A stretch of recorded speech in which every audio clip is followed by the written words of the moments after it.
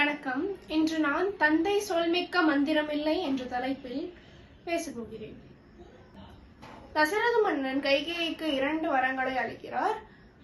அது என்னன்னா, 14 ஆண்டுகள் ராமர் காட்டிற்கு வனவாசம் செல்ல வேண்டும் என்பது முதல் வரம். 2வது வரம் பரத நாட்டை ஆழ்வான் என்பது. அந்த வரத்தை கைகேயி கொடுக்கறாங்க. கைகேயி தசரதனின் ஆணை என ராமர் கிட்ட சொல்றாங்க.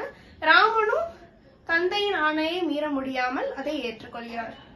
முதல்ல ராமருடைய வாழ்க்கையில ராமர் தந்தை சொல்ல தட்டாம தான் எப்பயுமே திகழ்ந்தாரு.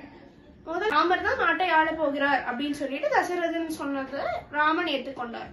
இப்ப வனவாசம் செல்ல வேண்டும் என்று சொல்வதையும் ராமன் ஏற்றுக்கொள்கிறார். ஏனெனில் அவர் தந்தையின் சொல்லை மந்திரமாக கருதுகிறார். விஸ்வாமித்ரர் ராமனை யாகத்தை காப்பதற்காக அழைத்து செல்கிறார். விஸ்வாமித்ரர் தாடகையை வதம் செய்து சிவதனுஷை உடைத்து சீதையை மனம் முடிக்க சொல்கிறார். அதை ராமன் ஏற்றுக்கொள்கிறான். ராமன் விஸ்வாமித்ரரை அவரது தந்தையின் ஸ்தானத்தில் வைத்து அவரது தந்தையாக கருதி இந்த செயலை செய்கிறார்.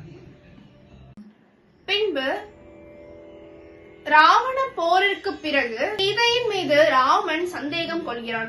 சீதையை நீ ஏற்றுக்கொள்ள வேண்டும் என பல பேர் உரைக்கிறார்கள். அதை ராமன் ஏற்றுக்கொள்ளவில்லை.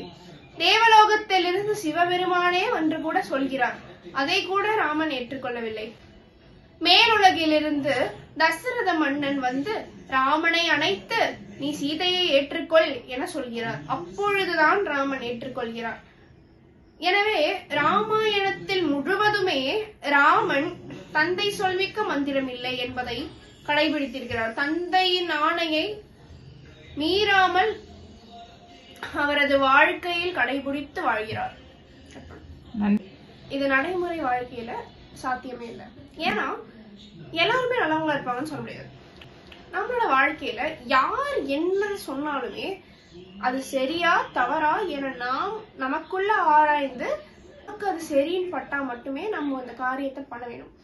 நீ செல்லும் வழியில் முற்கள் இல்லை என்றால் அது முன்னேற்றத்திற்கான பாதை அல்ல, முன்னோர்களின் பாதை. எனவே உனது வாழ்க்கை உனது கையில். உன் வாழ்க்கையில் உனது சிந்தனைகளுக்கு முக்கியத்துவம் அளித்து அதன்படி நடந்து கொள்ள வேண்டும். எல்லா நேரத்திலயும் எல்லார் சொல்றதையும் நம்ம கேட்கணும்னு அவசியம் கிடையாது. நமக்கு அறநெறியை பின்பற்றி வாழ வேண்டும் என்ற எண்ணம் இருந்தா நம்மளோட மனசாட்சிப்படி நாம் நடந்து கொள்ள வேண்டும். நன்றி.